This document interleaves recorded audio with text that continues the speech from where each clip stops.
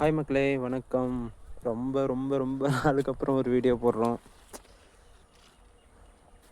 ரொம்ப ஒர்க்கு விஷயமா சென்னையில் இருந்தேன், அதனால் வீடியோவே போட முடியல. அதுக்கு ஆல்ரெடி நம்ம பார்த்துருப்போம்ல, நம்ம இந்த வீடியோவில் வந்து பழைய கொய்யா செடி ஒன்று நம்மளே வந்து இந்த மாதிரி ஏர் லேயரிங் பண்ணி ரெடி பண்ணது, இது மாதிரி ஒரு கொய்யா செடி பார்த்துருப்போம். அந்த செடி வந்து நம்ம அப்போவே எப்படியும் ஒரு 3 மாதத்துக்கு முன்னாடி, 3 மாதம் இருக்கும், 3 மாதத்துக்கு முன்னாடி வந்து நம்ம நிலத்துல நட்டோம். அதாவது நம்ம வயலில் எடுத்துகிட்டு வந்து நட்டுட்டோம். அது இப்போ எப்படி இருக்குன்னு காட்டுறேன், கொஞ்சம் பாருங்கள். சத்தியமாக நம்பவே முடியல, இவ்வளோ பூ எடுக்குமா ஒரு கொய்யா செடியில் அப்படின்னு. இங்கே பாருங்களேன், தெரியுதா? அப்படியே ஏதோ மல்லிகைப்பூ பூத்துருக்க மாதிரி அவ்வளோ பூ இந்த செடியில்.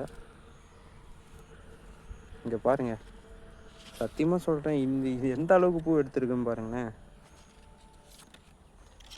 கொத்து கொத்தா எல்லா இடத்துலையும் பூ தான். அடி நல்லா இந்த அளவுக்கு பெருத்துருக்கு. இதுக்கு முன்னாடி எதுவும் அலோவ் பண்ணலை காய் இது வரைக்கும். சரி, இந்த வாட்டி ஓரளவுக்கு அலோவ் பண்ணலாம் அப்படின்னு. ஃபுல்லாத்தையும் இல்லை, எந்தெந்த பிஞ்சு நல்லா வருதோ அதை மட்டும் அலோவ் பண்ணிவிட்டு மற்றதெல்லாம் கிள்ளி போட்டலான்னு ஒரு ஐடியாவில் இருக்கேன். இந்த அளவுக்கு இந்த கொய்யா செடி வளர காரணம் என்ன தெரியுமா? அதான் ஒரே டிப்ஸு தான், ஒன்றும் இல்லை. நல்லா வளர்ந்துட்டு இருக்க செடியை வந்து இந்த நுனி அப்பப்போ கிள்ளி விடணும். இப்போ பாருங்கள், இதை கிள்ளி விட்டுருக்கேன், தெரியுதுல்ல? இந்த மாதிரி நுனி அப்பப்போ கிள்ளி விட்டாலே போதும். இந்த அளவுக்கு வந்து நம்ம கொய்யா செடியை கண்டிப்பாக கொண்டு வரலாம். இங்கே பாருங்கள், எல்லாத்துலேயுமே கிள்ளி வச்சுருப்பேன்.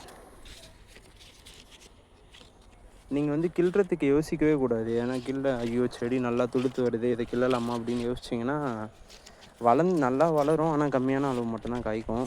இந்த மாதிரி வந்து நீங்கள் கிள்ளி விட்டால் மட்டும்தான் இப்படி பூ எடுக்கும். இங்கே பாருங்கள், பூவை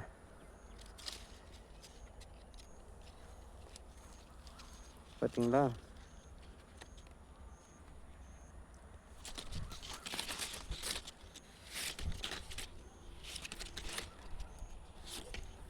நிறைய செடி நம்ம புதுசாகவும் நட்டு இருக்கோம். இங்கே பாருங்கள், வியட்நாம் சூப்பர் எர்லி, அதாவது 1.5 வருஷத்தில் காய்க்கக்கூடிய பலாமரம். அதுவுமே இப்போ நல்லா வளருது. அதுக்கப்புறம் நம்மளோட மாமரம்லாம் வந்து, இந்த மாமரமும் வந்து நான் ஒரு 3 வருஷத்துக்கு முன்னாடி நானே கிராஃப்ட் பண்ணது தான். சத்தியமாக நம்ப மாட்டீங்க, ஆனால் நானே கிராஃப்ட் பண்ணது இதுவும். இதுலேயுமே வந்து சடனாக பார்த்தேன் இந்த வருஷம் பூ எடுத்துது, ஆனால் ரொம்ப எடுக்கலை. அங்கங்கேயும் ஒரு கொத்து, அதுவுமே நல்லா பிஞ்சு கொஞ்சம் கொஞ்சம் எடுத்துருக்குது, தெரியுது பார்த்தீங்களா பிஞ்சு? இது நம்மளோட மிளகா செடி. எல்லாம் இப்போ தான் பூ செட் ஆகுது. பூ செட் ஆகி பிஞ்சு எடுக்க ஆரம்பிக்கும். இந்த வருஷமும் மிளகா சேல்ஸ் பண்ணுவோம். உங்களுக்கு யாருன்னா மிளகா வேணும்னா என்னை காண்டாக்ட் பண்ணலாம். இது வந்து நம்ம வீட்டில் இருக்க ஸ்டார் ஃப்ரூட் செடி.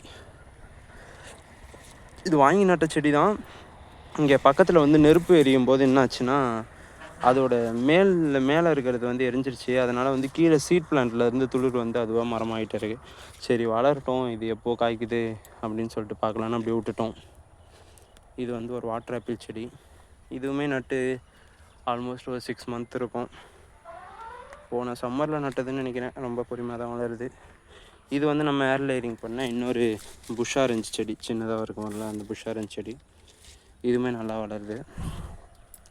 அதுக்கப்புறம் இப்போ இன்னும் ஒரு 1 மந்த்துக்கு முன்னாடி ஒரு அத்திச்செடி வாங்கி நட்டோம். அந்த அத்திச்செடியில் பார்த்தீங்களா பிஞ்சு, அழகாக ஒரு பிஞ்சு எடுத்துருக்கு. சரி, எப்படி வருதுன்னு சொல்லிட்டு பார்க்கலான்னு சொல்லிட்டு நட்டு வச்சுருக்கோம் அது அத்திச்செடி. அவ்வளோதான் கைஸ், நம்ம இதுக்கப்புறம் தொடர்ந்து வீடியோ வரும். என்ஜாய் பண்ணுங்கள். Bye bye.